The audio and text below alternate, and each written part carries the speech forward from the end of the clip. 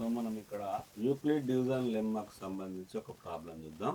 Show that one and only one out of n plus 1 and n plus 2 is divisible by 3 where n is any positive integer.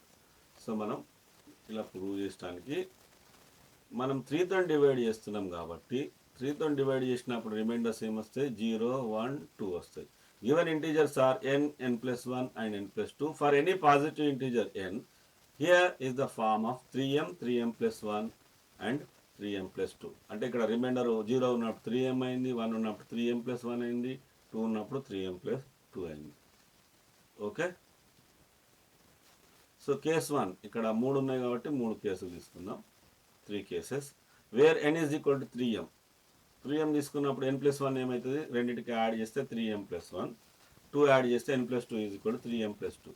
So ఇక్కడ మనకు 3తో ఏది divide అవుతుంది? 3m divide అవుతుంది. 3m అంటే n అనేది clearly n is divisible by 3 but n plus 1 and n plus 2 are not divisible by 3. రెండు కూడా divide అవుతలేదు. ఓకే, నెక్స్ట్ కేస్ 2లో ఏం తీసుకుందాం? n is equal to 3m plus 1 తీసుకుందాం.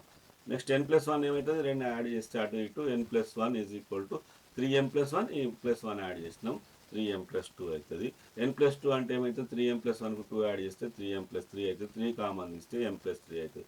సో ఇక్కడ రెండిట్లలో 3m plus 1 అంటే 1 రిమైండర్ ఉంది, 3m plus 2 అంటే 2 రిమైండర్ ఉంది. ఇక్కడ 3 into m plus 1, m plus 1 అన్ని కూడా మనం ఇక్కడ మల్టిపుల్గా వచ్చింది కాబట్టి 3m వచ్చింది కాబట్టి clearly n plus 2 is divisible by 3 but n and n plus 1 are not divisible by 3. Next case 3 తీసుకున్నాం. When n is equal to 3m plus 2. So n plus 1 ఏమవుతుంది? 3m plus 2 plus 1 అంటే 3m plus 3 అయితే 3 common ఇస్తే m plus 1 అవుతుంది. అంటే 3 into మల్టిపుల్గా వచ్చేసింది. n plus 2 ఏమవుతుంది?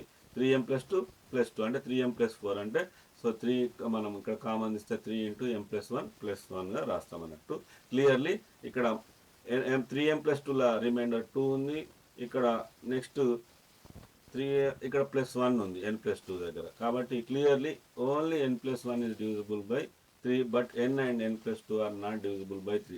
ఈ 3 కేసులు తీసుకున్నప్పుడు n plus 1 and n plus 2లో ఏదో ఒకటి డివిజిబుల్ అవుతుంది, మిగతాయి కావట్లేదు. ఓకే.